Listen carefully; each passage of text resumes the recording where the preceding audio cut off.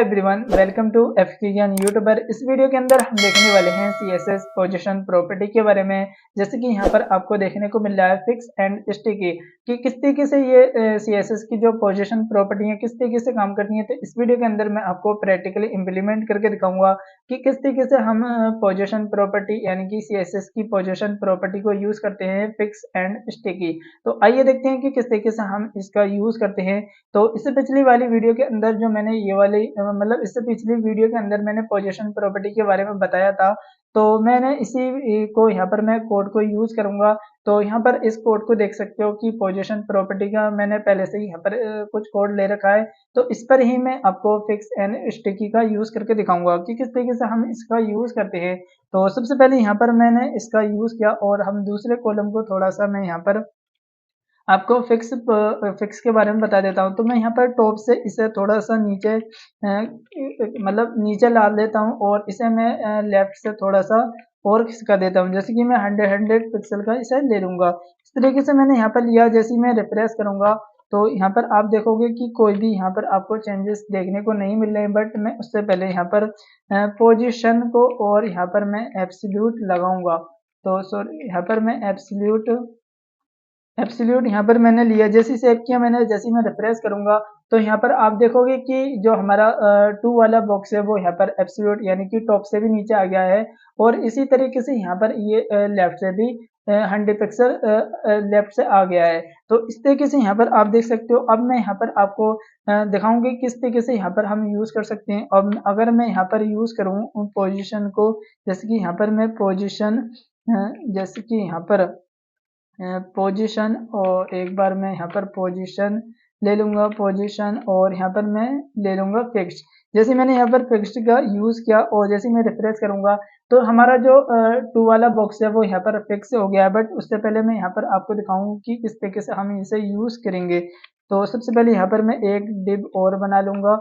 इस डिव के अंदर यहाँ पर मैं थोड़ा सा कंटेंट ले लेता हूँ। जैसे कि लोरेम का मैंने यहाँ पर एक कंटेंट दिया और मैं इसे यहाँ से कैंसिल कर दूंगा। तो इसे मुझे लेना होगा। तो सबसे पहले यहाँ पर मुझे एक पी टैग का यूज करना होगा जिसका नाम है पैराग्राफ टैग। तो मैं इसका यूज करूंगा और इसे मैं यहाँ पर थोड़ा नीचे पेस्ट करूंगा। जैसे मैंने यहाँ पर इतना किया और इसे मैं 2-4 बार यूज कर लूंगा। तो इसे सबसे पहले मुझे थोड़ा सा इंडेंट देना है। फिर उसके बाद यहाँ पर मैं कॉपी किया मैंने, यानी कि मैं इस वाले को पैराग्राफ टैग को ही यहाँ से कॉपी किया मैंने। कॉपी करने के बाद अब मैं इसे थोड़ा सा एक बार पेस्ट किया, फिर से मैं एक बार और यहाँ पर मैं पेस्ट कर लेता हूँ। जैसे ही मैंने यहाँ पर इतना किया, सेव किया, रिफ्रेश करूंगा तो यहाँ पर आप देखोगे कि कोई भी कॉन्टेक्ट यहाँ पर देखने को नहीं मिल रहा है। तो उससे पहले यहाँ पर मुझे कोई भी कॉन्टेक्ट देखने को नहीं मिल रहा है तो मैं यहाँ पर इसे भी जो मैंने कॉलम दिए हैं इसे भी मैं एक डिव के अंदर ले लूंगा। तो यहाँ पर मैं सबसे पहले यहाँ पर मुझे एक डिव का यूज करना है और यहाँ पर मैं इस डिव को क्लोज करना पड़ेगा। तो सबसे पहले यहाँ पर मैं इस डिव को भी क्लोज करूंगा।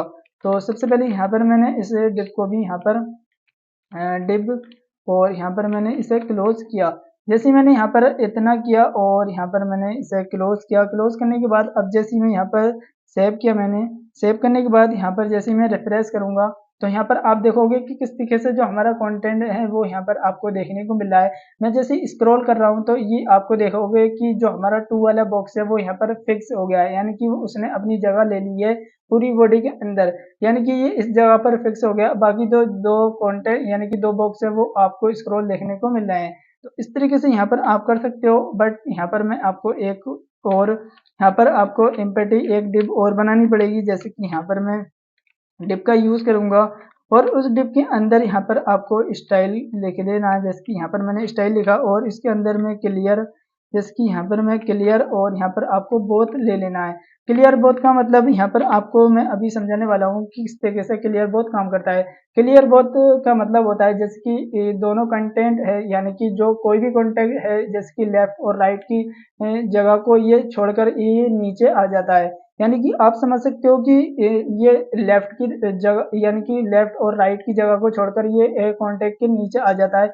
इसलिए हम क्लियर बोथ का यूज करते हैं, यानी कि डिप के अंदर आप इम्पटी डिप बना सकते हो और लेफ्ट और राइट की जगह को छोड़कर ये नीचे आ जाता है। आप इस तरीके से समझिए, तो आप इस तरीके से यूज कर सकते हो। आपने देखा कि फिक्स्ड का यूज हम इसलिए करते हैं कि कोई भी यहाँ पर आप जो मतलब कोई भी पोजीशन के अंदर आप पोजीशन को मतलब कोई भी कंटेंट को यहाँ पर आप पोजीशन के अंदर फिक्स्ड दोगे तो वो अपनी जगह फिक्स्ड कर लेता है। जैसे कि यहाँ पर आप देख सकते हो बाकी कंटेंट ऊपर जा रहे हैं और ये बाकी नीचे यहाँ पर फिक्स्ड हो गए हैं। तो इस तरीके से यहाँ पर आप देख सकते हो कि किस तरीके से यहाँ पर आप फिक्स्ड का भी यूज कर सकते हो। अब मैं यहाँ पर आपको यूज करके दिखाने वाला हूँ कि किस तरीके से यहाँ पर हम मतलब स्टिकी का यूज करते हैं। और तो पोजीशन के अंदर स्टिकी का यूज करने से पहले यहाँ पर मैं इसे एक बार कमेंट कर देता हूँ। जैसे ही मैंने यहाँ पर कमेंट किया और जैसे ही मैं रिफ्रेश करूंगा तो ये यहाँ से हट जाएंगे। बट उससे पहले यहाँ पर मैं एक डिप बनाऊंगा। तो सबसे पहले यहाँ पर मैं एक डिप का यूज कर लेता हूँ और उस डिप के अंदर यहाँ पर मैं यूज करूंगा। जैसे कि यहाँ पर मैं एक बार यूज करने वाला हूँ होम। जैसे कि यहाँ पर मैं होम का यूज किया। होम का यूज करने के बाद अब मैं यहाँ पर मैंने कंटेंट लिया, या फिर आप कंटेंट एस भी ले सकते हो। सिंपली यहाँ पर आप कुछ भी ले सकते हो। जैसे मैंने सेव किया और रिफ्रेश करूंगा तो यहाँ पर आप देखोगे कि जो हमारा कंटेंट यानी कि होम अबाउट और यहाँ पर कंटेंट देख सकते हो आ गया है। क्लास का यूज करना है, मैं यहाँ पर क्लास का यूज करूंगा हेड नाम से। यहाँ पर आप कुछ भी नाम दे सकते हो, हेडर। तो मैं सिंपल यहाँ पर मैंने हेडर का यूज किया। जैसे सेव किया और यहाँ पर मैं इसे भी स्टाइल देने वाला हूँ। तो सिंपल यहाँ पर मैं इसे डॉट लगाकर हेडर को यूज करूंगा और इसके अंदर मैं यहाँ पर थोड़ी सी इसे विड्थ दे दूंगा। जैसे कि मुझे 100% चाहिए, क्योंकि मुझे एक 100% चाहिए। और यहाँ पर मैं हाइट का भी यूज करूंगा। तो हाइट मुझे कितनी चाहिए, जैसे कि यहाँ पर मुझे हाइट 20 पिक्सल की चाहिए और देख लेते हैं कितनी आएगी। और बैकग्राउंड कलर भी चाहिए। जैसे कि बैकग्राउंड कलर का यूज करूंगा मैं, जैसे कि रेड का यूज कर लेता हूँ।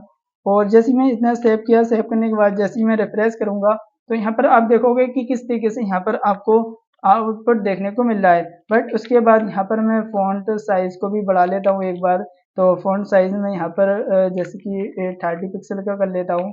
तो सिंपल यहाँ पर मैं 30 पिक्सल का कर लिया और इसका मैं टेक्स्ट अलाइन सेंटर कर लेता हूँ एक बार।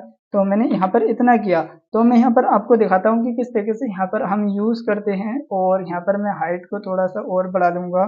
तो हाइट मैं 15 पिक्सल की ले लूँगा और यहाँ पर जैसे ही मैं रिफ्रेश करूँगा तो यहाँ पर आप देखोगे कि किस तरीके से एक अच्छा आउटपुट यहाँ पर आपको देखने को मिला है। जैसे ही मैं यहाँ पर स्क्रॉल करूंगा तो यहाँ पर आप देखोगे कि किस तरीके से ये स्क्रॉल हो रहा है।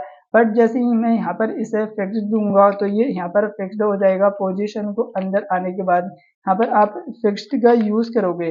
जैसे ही मैंने यहाँ पर फिक्स्ड का यूज किया तो यहाँ पर आप देखोगे जो हमारा कंटेंट है वो यहाँ पर स्क्रॉल तो हो रहा है और ये हमारा फिक्स्ड है। तो इस तरीके से यहाँ पर आप कर सकते हो। मैं थोड़ा सा कंटेंट और बढ़ा लेता हूँ। तो इस तरीके से यहाँ पर मैं इससे इतना कॉपी किया। कॉपी करने के बाद यहाँ पर मैं एक बार पेस्ट कर देता हूँ। जैसे सेव किया, सेव करने के बाद जैसे ही रिफ्रेश करूंगा तो यहाँ पर आप देखोगे कि किस तरीके से जो मैं मतलब स्क्रॉल कर रहा हूँ तो स्क्रॉल तो हो रहा है, बट जो हमारा होम अवार्ड कंटेंट है वो यहाँ पर फिक्स्ड हो गया है। तो इस तरीके से आप फिक्स्ड का यूज कर सकते हो। अब फिक्स्ड तो हमने यूज कर लिया कि किस तरीके से हम फिक्स्ड का यूज करते हैं। अब मैं यहाँ पर आपको यूज करके दिखाऊंगा कि किस तरीके से हम पोजीशन के अंदर स्टिकी का यूज करते हैं। तो सिंपल यहाँ पर आपको स्टिकी देना है। तो सिंपल यहाँ पर मैंने स्टिकी दिया। स्टिकी देने के बाद यहाँ पर आपको यहाँ पर देना होता है कि आपको टॉप से या फिर बॉटम से कितने पिक्सल यहाँ पर आपको लगाना होता है। तो सिंपल यहाँ पर मैं 5 पिक्सल का ले लूंगा एक बार। तो मैंने यहाँ पर 5 पिक्सल का लिया कि 5 पिक्सल यहाँ पर स्टिकी होना है इसे। तो सिंपल यहाँ पर जैसे मैंने रिफ्रेश किया और रिफ्रेश करने के बाद जैसे ही मैं यहाँ पर आप देखोगे कि किस तरीके से ये 5 पिक्सल नीचे को आ रहा है। जैसे मैं स्क्रॉल करता हूँ तो ये अपनी स्टिकी यहाँ पर शुरू कर देता है और इस तरीके से जैसे मैं स्क्रॉल इसे कंप्लीट करता हूँ तो ये 5 पिक्सल नीचे को हो जाता है। तो इस तरीके से हो रहा है। तो इस तरीके से यहाँ पर आप लगा सकते हो, अपने अकॉर्डिंग देख सकते हो कि किस तरीके से हमें स्टिकी लगाना है और किस तरीके से यहाँ पर ये वैल्यू को लेता है। तो इस तरीके से यहाँ पर आप अपने अकॉर्डिंग वैल्यू को लगा सकते हो या फिर दे सकते हो। तो मैंने एक बार हाइट को कम किया और इस तरीके से मैं जैसे यहाँ पर आपको देखने को मिल रहा है कि किस तरीके से ये अपनी जगह को स्टिकी कर रहा है। तो इस तरीके से यहाँ पर आप स्टिकी लगा सकते हो और उसके अंदर कोई मतलब आप फिक्स्ड भी लगा सकते हो, पोजीशन प्रॉपर्टी के अंदर आकर आप फिक्स्ड लगा सकते हो, स्टिकी लगा सकते हो, या फिर स्टिकी दे सकते हो। आपको टॉप से कितने मतलब टॉप से 2 पिक्सल यहाँ पर आपको स्टिकी करवाना है, या फिर बॉटम से करवाना है, या फिर आप करवा सकते हो अपने अकॉर्डिंग, जिस टाइम आप ऐसे करवा सकते हो। और इसी तरीके से हम यूज करते हैं स्टिकी प्रॉपर्टी का। तो इसी तरीके से आपने देखा कि किस तरीके से हमने पोजीशन के अंदर फिक्स्ड और मतलब पर यूज किया। तो आज की वीडियो में इतना ही, मिलते हैं नेक्स्ट वीडियो में। Thank you so much guys.